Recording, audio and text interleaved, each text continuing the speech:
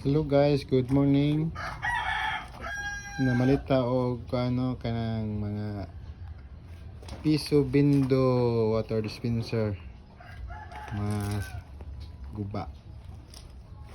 Ato na siyang reparon. To ganyan siya na stock. Okay, buling na kay siya. Pero pwede pa nato na siya makuan. Tagko siya makina.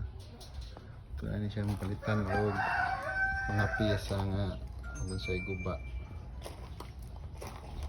Tulo kabok ang akong napalit.